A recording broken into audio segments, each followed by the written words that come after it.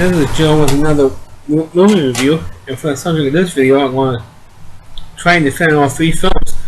And I'm doing the Rambo trilogy. And yesterday, a friend of mine gave me this just before the weekend. And I'm going to try and get through all three of the films. The first one is, of course, titled First Blood. And it came out in 1982 at the height of Stallone's fame from the Rocky movies. But between Rocky 2 and First Blood, his movies that he's done were bombs, basically. So in 1982 he got cast to play John Rambo in First Blood. And you can tell that this movie was a pretty low budget. For that, this was the early days of the 1980s superhero action film, where the hero, he gets shot at. I mean, the villains could shoot at him about a million times. He doesn't get shot. All he does is fire his gun once, and he's accurate every single time. So this is, the movie series that is made fun of because of that fact. It was really the first one that has done that, followed by, of course, the Weapon movies and Die Hard and so many other action movie series because of that fact. And First Blood, the Rambo film, was a story of it. Like I said, 1982, the premise of the first film was Rambo, played of course by Sylvester Stallone, is then looking for an old army buddy of his. He finds out from a neighbor, old army buddy's neighbor, that he died of cancer from the Agent Orange that was used during the Vietnam War.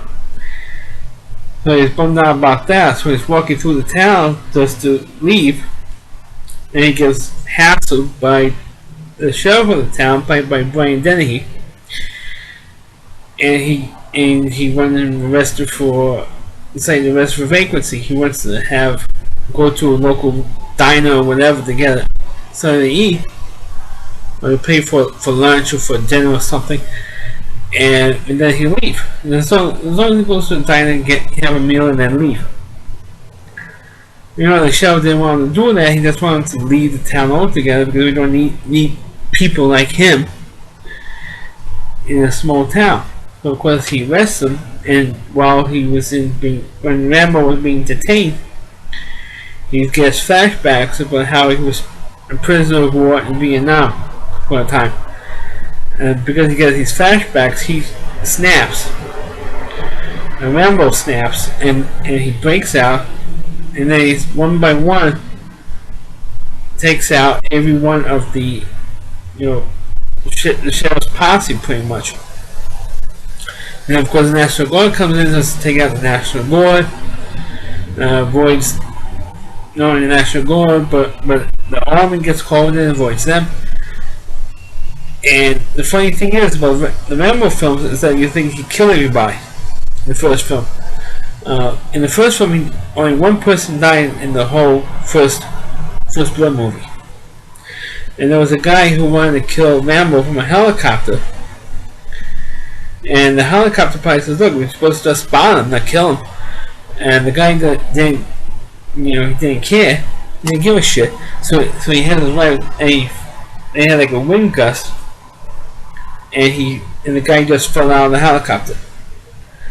But he was the only one that actually died. All the other people who was in the sheriff's department, they all got caught in these booby traps that Rambo has set up. But then the guy who ended the whole thing was his former commanding officer, Colonel Troutman, who was originally supposed to be played by Kirk Douglas, but he pulled out because of the violence in the film. So being one of the liberal leaders in Hollywood, there's a guy who plays Spartacus and plays all these other violent films, but he can't be in a film that's practically all violence. Now that's how phony the liberal Hollywood phonies are. It proves it right there. So they got in Richard Crenna to play the part of Colonel Troutman. And he did a fine job in this role.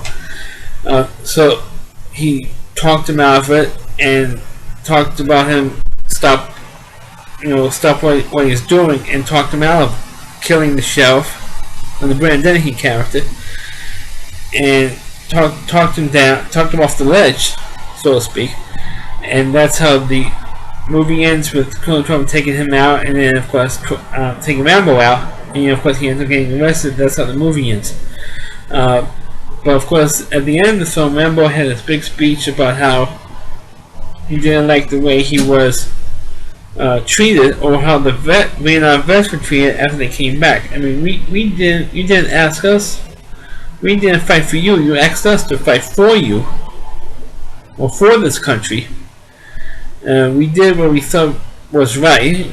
We did what we had to do. And when we came back and we were treated like crap, I can't get a job because no one wants to hire a Vietnam vet.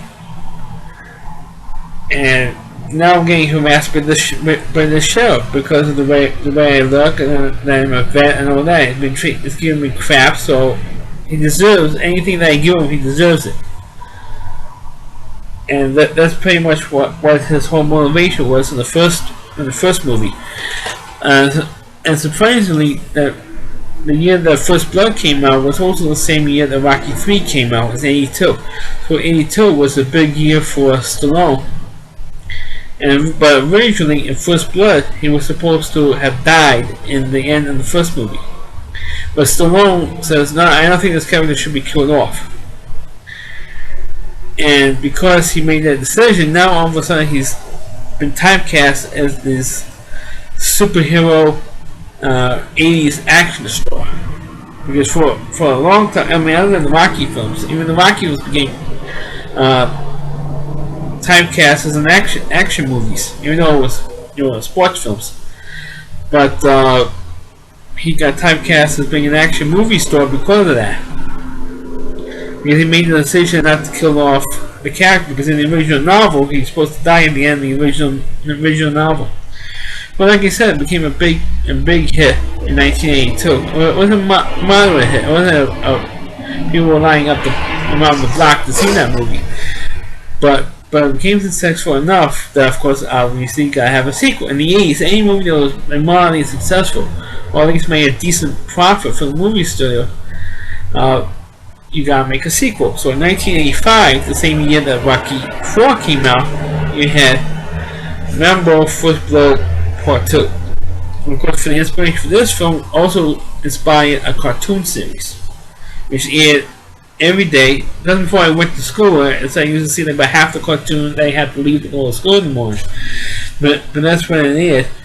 And of course, this is also the first movie where you see Stallone practically with the shirt off, practically throughout most of this film, which is also kind of ridiculous. That he has to not only in this film, but in the next one, in number 3, he has to have the shirt off practically the whole movie. I mean, he's not wearing any bulletproof gear, no Kevlar, none of that stuff, and he doesn't get shot, killed, or whatever. He's like scar free, pretty much from the neck down, from the waist up to his neck. No scars, no bullet marks, nothing. Like, come on, the guy's not wearing any bulletproof gear. You gotta shoot him in the chest. Come on, or shoot him in the head. Come on. That's my of course, pet peeve. A lot of people's pet peeves about these movies. And this particular one, he gets, thanks to Colonel Troutman, he gets out of the prison camp that he was in following the events of the first movie, and he gets sent back home to Vietnam to supposedly just, which is a silly concept, just to take pictures of the supposedly empty POW camp, which of course you know that the camp was not going to be empty at all, which of course it wasn't, and it did have POWs at the time, because at the time that First Blood Part 2 came out, there was a whole thing about prisoner of war still being in Vietnam at the time. But 10 years after the Vietnam War ended, people claiming that there's still people or prisoners of war still being held in Vietnam. So they put that into the second film. And when Rambo does get one guy out, when Colonel Troutman's people come to pick him up, The leader of this group was played by Charles Napier, because you might recognize him from other movies like Silence of the Lambs and Philadelphia. And he also appeared in one episode of the original Star Trek series, even the episode with the hippies. So he's a good character actor. And so as soon as he found out that Rambo got a POW, he pulled the plug on him and said not to pick him up. Or told the helicopter pilots, who played by Warren Cole from the Karate Kid movie series, who played Sensei John Kreese in there. So no, pick him up. So it came. Look, as I'm underwater, I can pick him up now. So we're going to have to ditch him here, or leave him stranded. So naturally he gets captured, and he was forced to make a radio call to the headquarters there in Thailand, and he says to him, and tells him his character name is Murdoch. So of course he comes up with the line, "Murdoch, I'm coming to get you," and of course he breaks out. And of course, he by himself for the whole Vietnam, knowing that the Viet Cong, but also the Russians are shooting at, and nobody could shoot a gun to save their grandmother. So that's why there's one of the spoofs on there. But he has Rambo has a bow and arrow set, shooting people with explosive arrows, with an explosive on the tip, killing them, and I mean, it was just, the action sequences were terrific in this film, but the premise was kind of silly for him just to take pictures. And after seeing Rambo in the first movie, the first Blood movie, you expected to just go to Vietnam and just take pictures. I could go to Vietnam and take pictures, because I'm a photographer myself. I'm going to do that. I'm not a soldier like Rambo is. You expected to just turn off his mind and not act, and not trying to free the POWs. I mean, it was stupid. You know who's going to do it. But then, of course, he does rescue not only the one guy he broke out originally, but all the other guys, POW guys who was in there, and they do. He does have to get back to where the base was. And he does threaten Charles Napier at the end and says, "Look, where there are more guys out there in Vietnam. Find them, bring them home, otherwise they're going to get you." And of course, Truman says, "Look, you're free now. Now you're going to have a presidential pardon now because you helped us out. You put a pardon for what you did in the first film. Why don't you come back to these armed forces, the special forces?" He said, "No, I don't need it anymore." And he just, walks away. He just want our government to love us the way we love our country, or for our country to love us the way we love it. And then he just walks off, and that's how he pretty much walks off, and that's how the movie ended. On the second film, the second film was the biggest money-making film of the whole Rambo trilogy. Because the third one, which is called Rambo 3, which took place about 4 years after the last movie. And of course, this one now has not only has an irony to it, but it's also now, because of the circumstances, a controversy with this particular film. And that is, of course, the group that Rambo helps out. Well, let me give you the premise first before I get into that. The premise of this one is that Colonel Troutman finds Rambo in this Buddhist temple. And he says to him, we have an assignment. We're going to Russian-occupied Afghanistan and to attack this Russian compound that's in Afghanistan. Do you want to help us out? And Rambo says no. So Colonel Troutman decides to do it. And of course, guess what happens? He obviously gets captured. And when word gets back to Rambo, or the person who wants to recruit Rambo for the mission, told him, "Hey, you're Colonel Troutman, I have some news for you." And he says, "What?" And he says, "What is it?" It's a Colonel Troutman knew that that mission that we actually do for us. What about it? When Colonel Troutman went in, since you declined it, and he got captured. So Rambo decides to without any help from the U.S. government. He said he's going to get Trump now, which of course is what he ends up doing. And of course, that's how pretty much how the movie ends. It's him rescuing him and saving his life. That's what most of the second half of the film was. But the problem is, of course, the people who Rambo does help turns out to be the Taliban. Even though the word Taliban is not used in the film, it was Taliban. Of course, you know who ran the Taliban. Osama bin Laden. Of course, you know who killed 3,000 Americans on September 11th. Osama bin Laden. So Rambo 3, 25 years later after it came out, is now a controversial film because he helped, Rambo helped the Taliban attack the Russians in the third film. So because of that, it's a big cut. Rambo 3 is a controversial movie, but like in practically the whole franchise, all the people could shoot Rambo use a million rounds of ammunition against Rambo and never hit him. Which of course has been spoofed so many times in the Hot Shot movie, was a spoof of the Rambo films, and Lethal Weapon and Die Hard and all these other films where the villain shoots at the hero about a million times and never hits him. And the hero uses like one shot, one bullet, or in Rambo's case, one arrow, and kills the villains, and kills the Russians or the Vietnamese or whoever he's shooting at, and it's ridiculous. Absolutely ridiculous premises because of that. But the Rambo series did set that trend. The reason why I'm not talking about the fourth movie, it's because I never saw it. So please don't write any comments saying, "Oh, how come you never talk about Rambo 4?" The reason why I haven't spoken about and not speaking about reviewing Rambo 4 is because I have never seen it. So why can't I review a movie that I haven't seen? I mean, it's stupid and silly. It's a waste of everybody's time. It's a waste of your time out there who's watching this video. I'm only discussing the original trilogy.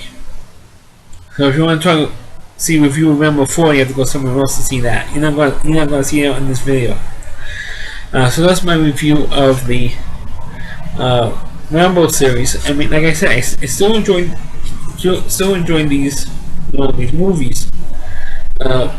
Because they are, to me, it's still enjoyable to watch. It's like mindless. I'm not saying these movies don't have any plot at all, but it's a watchable movie series. It's like a typical action movie series from the 80s. So if you want to know what those of you who weren't born during the 80s or weren't raised in the 80s, like I was raised in the 80s. I was born in 1971, so I grew up at a time when you have all these one violent movie series after another. And the first time I saw Rambo, the first Rambo film or first Rambo movie was on cable, or cable, or rented the movie or whatever it was, and I saw the movie and I liked it. And then when they had the second movie, I saw that was also, I liked the second one. But then I saw the third movie, didn't like it because he helped the Taliban out. So that's my review of the Rambo series. Please rate the video. Feel free to rate it. Feel free to comment on. Please subscribe to my channel, and please forward this video onto your Facebook pages. And please watch some of my other videos. Now, as a pet people mind, but some of my videos still don't even have 5 views on. So please check out some of my videos. And like I said, please feel free to comment on it. Click on. Feel free to comment, subscribe to my channel, and catch you next time. And please forward this video onto your Facebook pages. Catch you next time.